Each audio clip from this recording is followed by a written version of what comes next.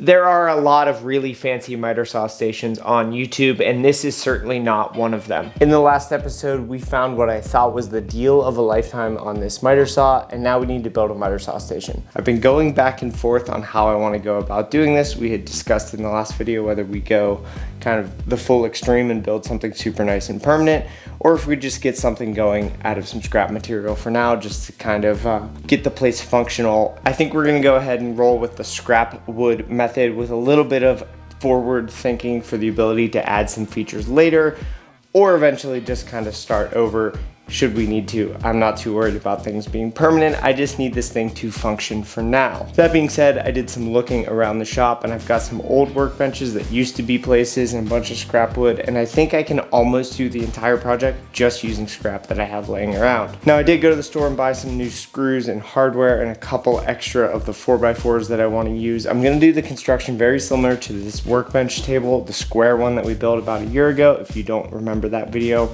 check that one out after this. I'll link it at the end of the video. We're gonna do 2x4 and 4x4 construction with an MDF top. My plan is to do two 2-foot by 4-foot wings on either side with a platform suspended in the center for the saw itself. Now this is gonna be super basic, and I'm gonna put a shelf on the bottom using some other plywood just as a place to keep some storage, with the thought that I could potentially add a cabinet into this space later. I'm not sure if I wanna make cubbies or doors and drawers quite yet, so that's something we're gonna kind of grow into. Got a bunch of scrap material piled up around the shop, and it would be great to put some of that to use and clear out some space while making this new project. But I got a couple of 2x4s, some 4x4 scraps. I have this old bench here that this used to be hanging up on the wall, kind of like a free floating workbench. It just didn't work out with the new table saw design, so this thing I think could be taken apart and reused.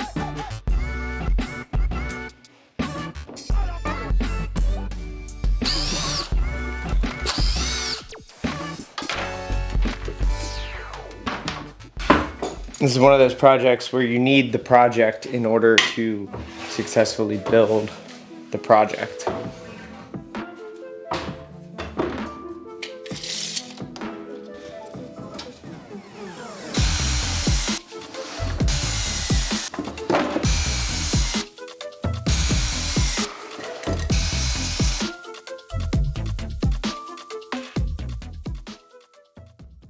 So I've got all the parts broken down now for the most part. Now I just need to assemble the whole thing. It's gonna be a lot of screws, so cue the montage.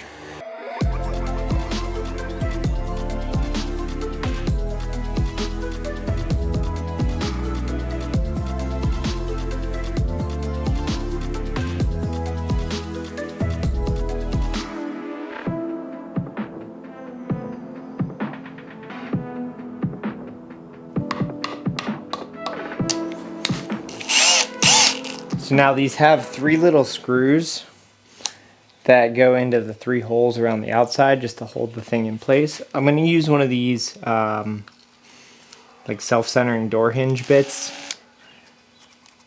I can't remember what they're called.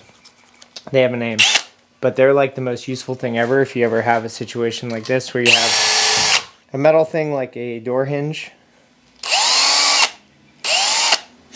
that you need a nice centered hole in.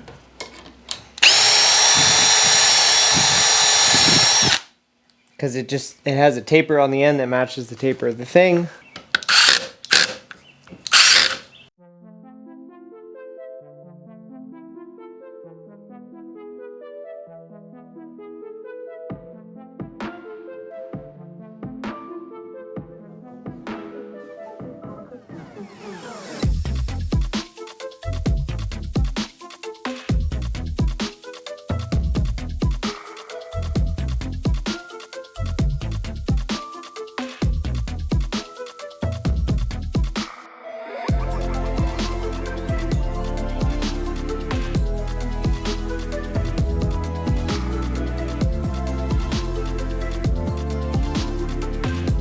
Mocked up 1/2 of it.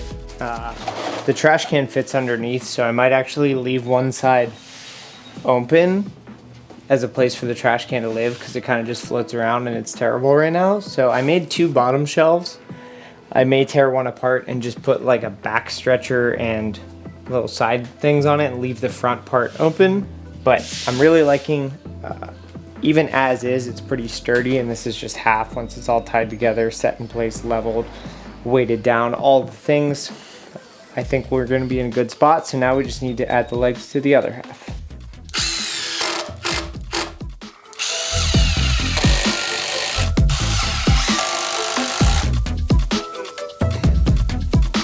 I shuffled a bunch of stuff around to get these actually against this wall. I was storing a bunch of like junky old plywood, and this is kind of where I'm thinking this thing's gonna go. I have this gap figured out as far as where the table saw is going to go, or where the miter saw is gonna go.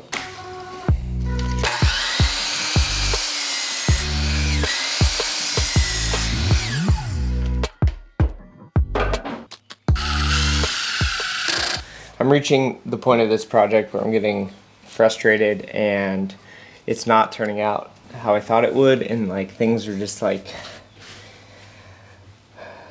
there's a lack of precision because these 2x4s aren't perfectly straight and square and all the things, and I should have just known that going into this, that it would be a little bit wonky, but it's starting to like be janky.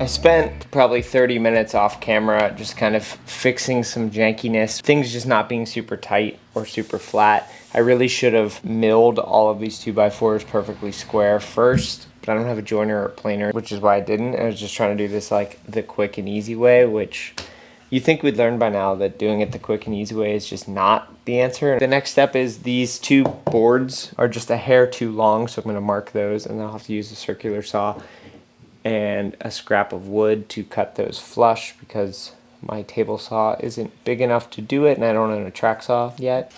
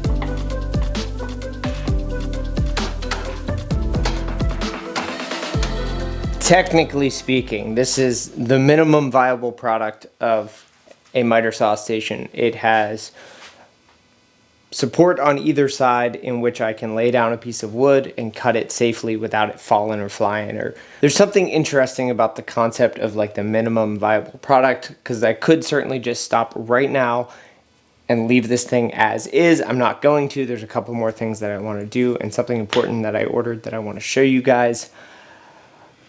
But technically this would do it. We could just leave it at this. I'm sure that a lot of you guys have something that doesn't look too dissimilar to this in your own shop. I've worked with plenty of makeshift situations very similar to this. We have a miter saw that's bolted down so it doesn't go anywhere, so you can easily pivot it around. The next thing that I want to do is I want to put the same kind of finish that I put on the outfeed table onto this. I did a polyurethane and then I put wax over it, and honestly I'm almost regretting doing it to the outfeed table. It's so slick, it's hard to assemble like projects on it. Like I'm pushing it around trying to screw stuff together. But for a miter saw station, that's exactly what I want. I want the material to be able to slide around and not feel like it's all bound up or anything.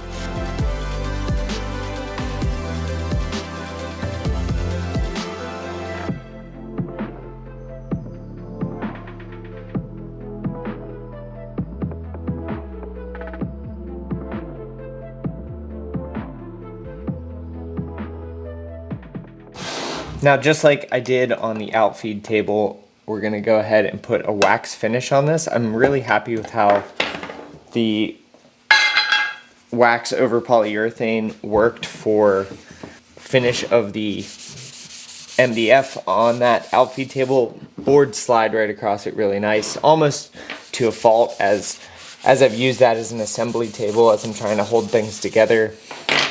I've run into some issues with it being too slick. I want to keep this protected because, let's be honest, the horizontal surface syndrome or whatever it's called is real, and it's really hard to not put drinks or cans of paint or whatever you're working on a surface, and we want to at least try to make it nice. This thing isn't the fanciest, but that doesn't mean we can't put a little effort into it and make a nice thing, because if you're gonna put the time into doing it, you might as well do it to a certain standard. You want it to last. You don't want it to completely just fall apart. There's a middle ground, right, where you can make something really like quick and just to get you up and running, which is really what this project is about. We have something that works. Is this the biggest, fanciest, nicest, craziest, clickbaitiest miter saw station? No, not even close. It's not even the nicest miter saw station I've ever built myself. But that's not really what it was about. It was about getting up and running and making something that is functional and practical.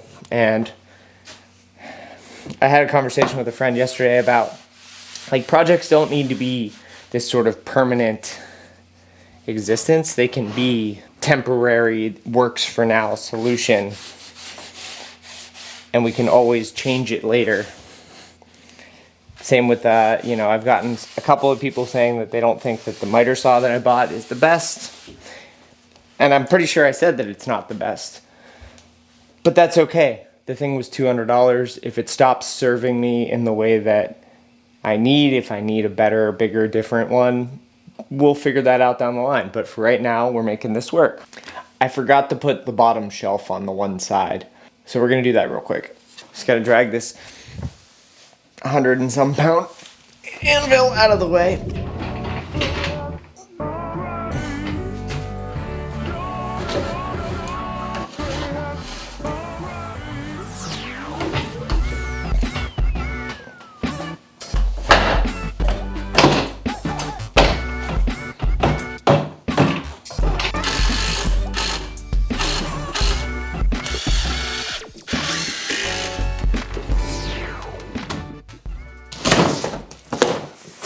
The next thing to address is dust collection.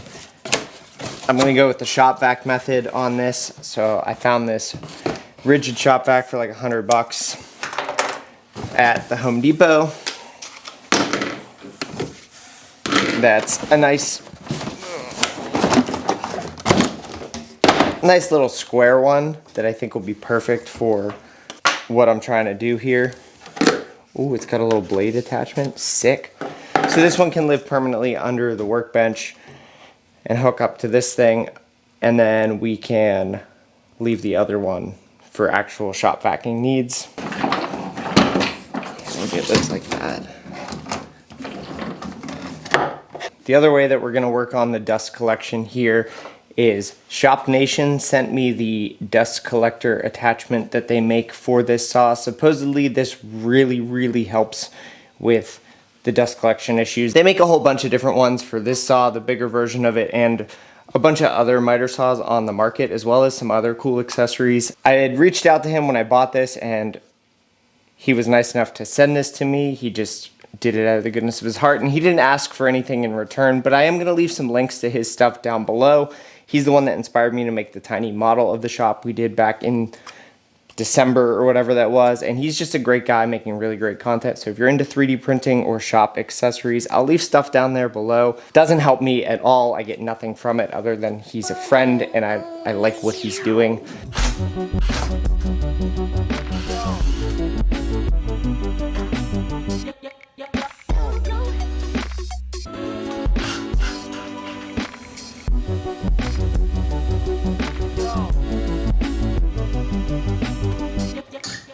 I think I'm almost done moving this thing back and forth. I think just one more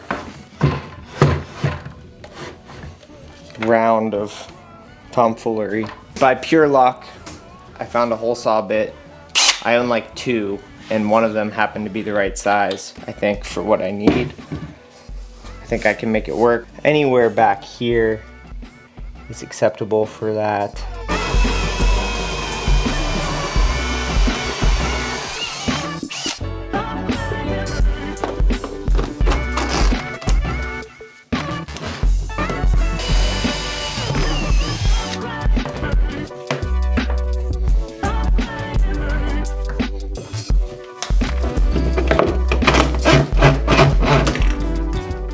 So the Shop Nation dust collection adapter comes with this like expander reducer kind of thing that does fit right on here, and it even offsets it for the bigger sized shop vac hose. But because I went with the compact shop vac, that's not gonna work for this.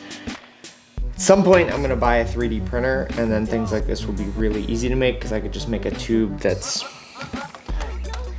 I could just make this for the situation that I have. So I ran down to Home Depot in the meantime and I bought one of these like flexi connectors for plumbing. And I think that I'll be able to just stick this on here and here and make this work for the time being. Will it be perfect? No, but I think it'll hold up at least while we're testing things out.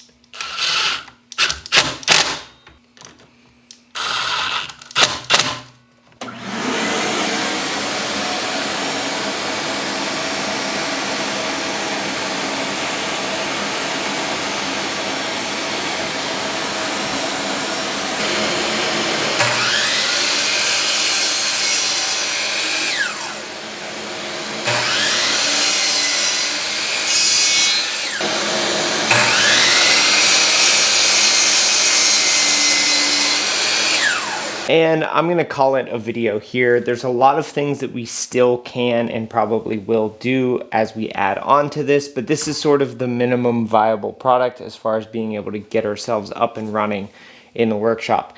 I probably only spent $50 all in buying some stuff. I did use a bunch of scrap wood, so probably a couple $100 if I would have had to buy everything all in. But I mean, some of these miter saw stations that you see on YouTube are thousands of dollars in plywood alone, when plywood's like $100 a sheet. And I'm sure that we'll expand on this. I'll probably build some cabinets or storage or something up here. I also have been considering the fact that we could put a cabinet that kind of drops in on either side down below. As far as a stop block T-track situation, I think we're also going to do that. I still need to run an actual plug to this, but I'm not going to do that on YouTube because all the electrician experts will come out and say lots of mean things. So we're going to do that off camera. I'm going to get one of those switch things so when I pull the trigger here, it turns the shop back on.